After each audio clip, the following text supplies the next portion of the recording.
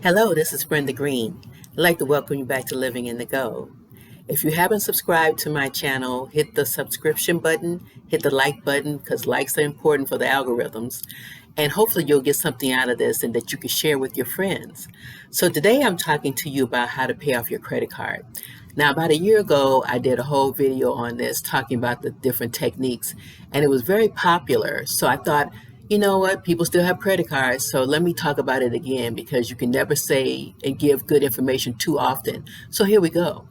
So basically, there are two types of ways that you could pay your credit cards off. The first is the Avalanche approach, and the second is the Snowball. So in the Avalanche, you would pay off your highest interest bill first. So let me give you an example. Let's say you have 4 credit cards, and the highest one has 25% interest. Well, that's huge. That's just insurmountable. Sometimes you feel like you can't pay it off. So the first one is 25%, maybe the next bill is 15%, maybe the next one is 12, and the last one is 10.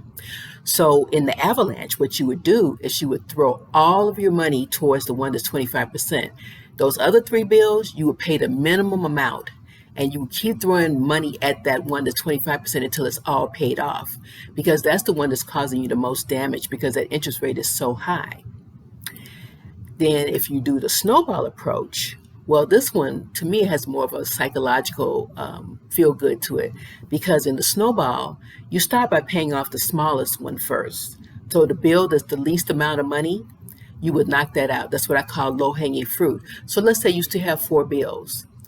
All different ranges. Maybe the first bill you have is like $300, then the next one is $800, then the next one is $9,000 or $5,000. You get the picture.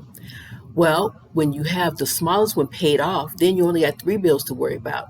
And psychologically, it feels good. I used to do this little ching ching sound every time I paid off a bill because it made me feel great. The other thing with that is that the less bills you have to pay, then you don't forget about them. You are on target, you're focused, and you have less things to worry about when you go from 4 bills to 3 bills. So that's the Snowball. Snowball's small first, all the way working up to the bigger bill. Avalanche, starting with the one with the highest interest rate. Now, the highest interest rate may not be the biggest balance, but it's the highest interest rate because that's the one that's doing the most damage. And if you think about it, when you pay that high interest rate off, then there's less interest towards the principal, because if you're paying it and throwing more and more money at it, the principal comes down and you have less that you're going to have to be responsible for. So those are the 2 techniques that you can use. What I will say too, in terms of paying off the credit cards, be consistent. Don't lose focus. When you decide on what process you're going to take, stick with it and do it to the very end. You also know that you can negotiate. Call the creditors and say, hey, this 25% is just crippling me. Can we lower it to 15 for maybe 6 months, or to 0 for maybe no months? You get the picture. Have those conversations to make it easier on you. But those are the 2 techniques that have been proven to be successful for people. And I want you to be successful in paying off your credit cards, because I'm telling you, the best sleep I ever had was when I had no debt. And I want that for you too. So thanks so much and have a great day.